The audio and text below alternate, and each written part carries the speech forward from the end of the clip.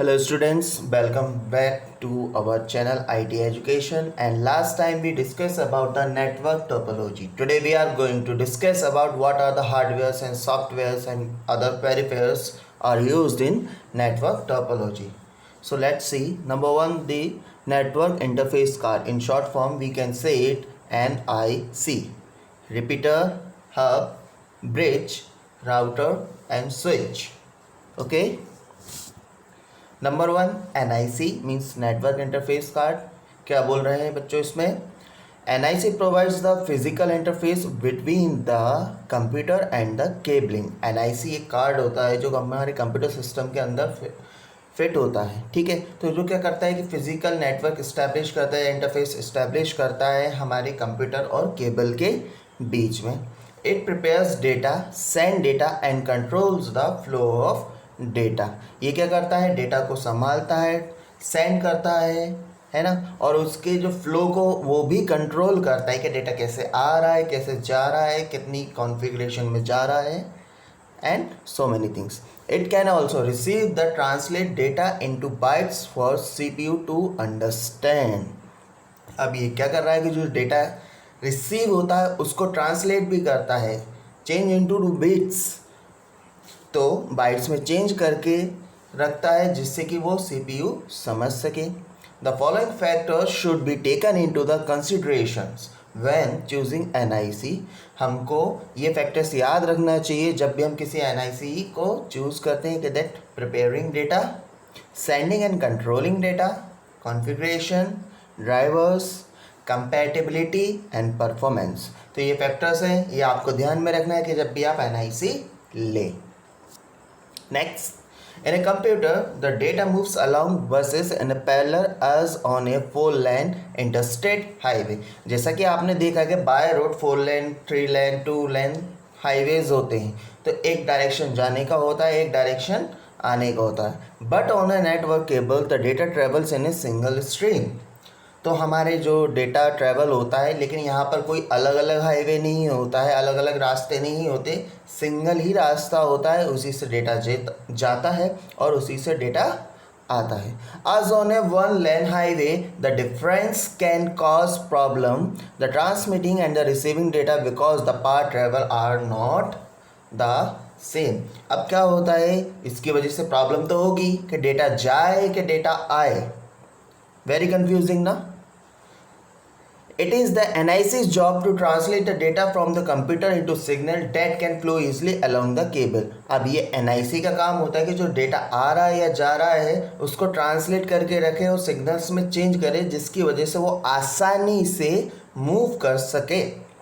It does this by translating digital signals into electrical signals. ठीक है, अब ये क्या करता है, जो ट्रांसलेटिंग डिजिटल सिग्नल्स है उसको इलेक्ट्रिकल सिग्नल्स में कन्वर्ट करता है. And in the case of fibre optic NIC to optical signal. अगर जैसे फाइबर ऑप्टिक केबल का यूज़ कर रहे हैं तो ऑप्टिक सिग्नल में वो कन्वर्ट करता है.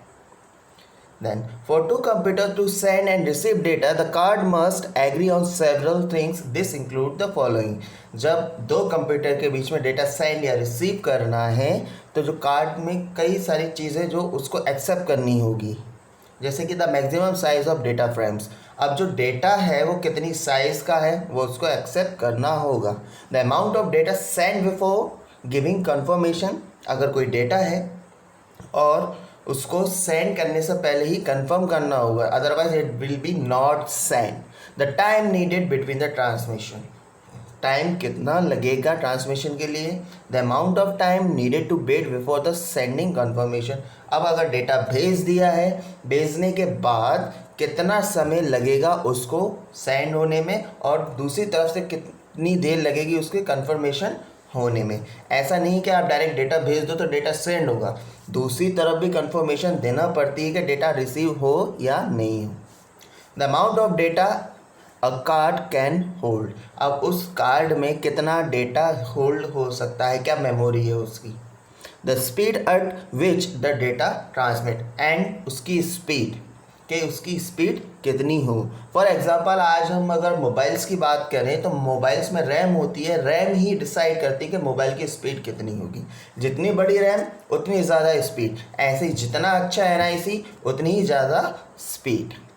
In order to successfully send data on the network, you need to make sure the network card are the same type and they are connected to the same piece of cable. अगर आप transmission कर रहे हैं दो computer में तो दोनों computer में सेम कार्ड होना चाहिए। दूसरी बात, दोनों में जो केबल जिससे कनेक्टेड हैं वो भी सेम ही होना चाहिए। ऐसा नहीं है कि यहाँ पर फाइबर ऑप्टिक केबल लगे, दूसरी तरफ कोएक्सियल केबल लगे। Isn't it? Are you getting? Then the NIC configuration includes the things like a manufacturing hardware address, IRQ address, base on input output port address and the base memory address. Some may also DMA channels to offer the better performance. तो जब हम NIC को install करते हैं तो उसका hardware address वगैरह होना चाहिए जिसको हम IRQ एड्रेस भी बोलते हैं। फिर उसका इनपुट आउटपुट पोर्ट एड्रेस उसमें सब देना चाहिए। देन उसकी बेस मेमोरी एड्रेस भी देना चाहिए हमारे सिस्टम में क्या क्या है। Then DMA means direct memory allocation. इसका मतलब ये है कि जो हमारी मेमोरी है वहाँ से जो डेटा को रिसीव कर रहा है तो उसके पास एक्सेस होना चाहिए कि वहाँ से ये डेटा रिसीव कर ले, क्योंकि फिर वो चैनल के थ्रू अच्छे से जा सके। Each card must have a unique hardware address. हर एक कार्ड का अपना ही एक हार्डवेयर एड्रेस होता है। If two cards have the same hardware address, neither one of them will be able to communicate. अगर हमने दो कार्ड लगा दिए और दोनों का एड्रेस सेम डाल दिया तो फिर कम्युनिकेशन नहीं हो सकता, बिकॉज कॉलिजन होगा, टकराव हो जाएंगे कि किस कार्ड में डेटा पहुंचा है ना। Then for the computer to use the network interface card, it is very important to install the proper device driver. अगर आप कोई भी कार्ड यूज़ कर रहे हैं तो उसका एक्चुअल जो ओरिजिनल है वो ही ड्राइवर इंस्टॉल करें, कोई दूसरा या पायरेटेड ड्राइवर इंस्टॉल ना करें, क्योंकि उससे हमारे नेटवर्क में प्रॉब्लम आ सकती है। This drivers communicate directly with the network redirector and the adapter. अब जो ड्राइवर्स होते हैं ये हमारे नेटवर्क में रीडायरेक्टर और अडेप्टर का भी काम करते हैं, ये सीधे कनेक्ट करते हैं। They operate in the median access control sub layer of a data link layer of the OSI model. तो जो हमारा OSI मॉडल है, यानी कि जो नेटवर्क का मॉडल है OSI मॉडल, जिसमें 7 लेयर्स होती हैं, उसे ये डायरेक्ट कनेक्ट करता है और कंट्रोल भी करता है। When the choosing an IC, use one that the fits the bus type of your PC। जब आप NIC लें तो आप चेक कर लें कि आप में जो कंप्यूटर में बस लगाई मीन्स केबल लगाई है वो उसके हिसाब से है या नहीं। If you have a more than one type of bus in your PC, for example the combination of ISI and PSI, use an ISI that fits into the fastest type of PSI in the case। तो हमको देखना पड़ेगा, जैसे कि हमने अगर दो types की बसेस हमारे कंप्यूटर में यूज़ की गई हैं जैसे ISI और PSI, तो हमको उसके हिसाब से NIC कार्ड चाहिए पड़ेगा जो PIC को कनेक्ट करे। Okay, this is specially important in the servers as an NIC can very quickly become a bottleneck if this guideline isn't follow. अगर हमने ये चीज़ ध्यान में नहीं रखी है या विशेषता है उसकी ध्यान में नहीं रखी कि NIC के जो है हमने यूज़ किया गया है कार्ड, उसके ड्राइवर्स वगैरह सही से नहीं है, तो हमारा जो नेटवर्क एक्सेस है या नेटवर्क डेटा शेयरिंग है वो क्विकली नहीं होगी। अगर उसके कैपेबल है, उसके अकॉर्डिंग है, तो हमारा डेटा अच्छे से जाएगा। Okay, Then the most important goal of the network adapter is to be optimize the network performance and minimize the amount of time needed to transfer the data packet across the network। तो हमारा जो card का लगाने का है main important गोल क्या है कि नेटवर्क परफॉर्मेंस अच्छी आए, है ना, और जो डेटा यूज़ हो रहा है वो कम से कम हो, क्योंकि डेटा जितना कम यूज़ होगा स्पीड उतनी ही ज़्यादा अच्छी होगी। क्योंकि हमारा जो डेटा पैकेट्स है अगर वो ज़्यादा बड़े होंगे तो वो स्लो जाएंगे, डेटा पैकेट स्मॉल होंगे तो ईजिली एंड फास्टली ट्रांसमिट होंगे। This are the several ways of doing this including assigning और DMA channel use of of a shared memory adapter and deciding to allow the bus mastering। तो कई सारे तरीके हैं, जैसे कि DMA चैनल अगर आपने सेट कर रखा है तो मेमोरी शेयर कर रखी है तो आसानी से डेटा एंड फास्ट तरीके से डेटा चला जाएगा, है ना। वो सब कुछ कंप्यूटर डिसाइड करेगा जैसा आपने सेटिंग करके रखी होगी नेटवर्क की। Okay, then repeaters. Repeaters are very simple device that allow a cabling system to extend beyond its maximum allowed length by the amplifying the network voltage so they travel further।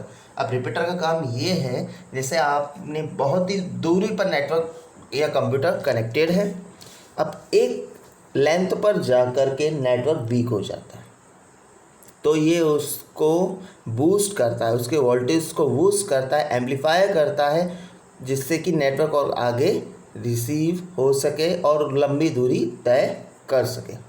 Repeaters are not nothing more than an amplifier as such as are very inexpensive. Repeaters का काम केवल amplifying करना होता है और बहुत ही महंगे भी होते हैं। Repeaters can only be use to regenerate signals between the similar network segments. Repeaters ज़्यादातर वहीं यूज़ होता है कि जहाँ पे एक जैसा नेटवर्क बनाया गया है तो उसके बीच में रिपीटर्स का यूज़ करते हैं। For example, we can extend Ethernet 10 base two network to 400 metres with a repeater. अब क्या बोलेंगे, 10 बेस का नेटवर्क है जिसको हमको 400 मीटर तक और एक्सटेंड करना है, तो इसमें हम किसका यूज़ करेंगे, रिपीटर का। But cannot connect Ethernet and a token ring network together with the one. लेकिन इसमें ईथरनेट और टोकन रिंग नेटवर्क नहीं कनेक्ट हो सकती क्योंकि both are the different types of networks. The main disadvantages to the repeater is that just amplifying the signal. सबसे बड़ा disadvantages या इसका एडवांटेजेस या फीचर कुछ भी बोलो, इसका एक ही काम है, सिग्नल्स को एम्पलीफाई करना, इसके अलावा और कुछ काम नहीं है इसका। This signals not only including the network signals but any noise on the wire as well as. अगर नेटवर्क के साथ डेटा के साथ कोई नॉइज भी जा रही है तो ये उसको भी एम्पलीफाई करता है ना, उसको फिल्टर नहीं करता है, ठीक है। Eventually, if you use enough repeaters, you could possibly drown out the signal with the amplified noise. For this reason, and repeaters are used only as a temporary fix। जब कभी नेटवर्क में weakness नज़र आती है कि speed slow है या network data पहुंच नहीं रहा है तो हम रिपीटर्स का यूज़ कर सकते हैं, लेकिन टेम्परेरी।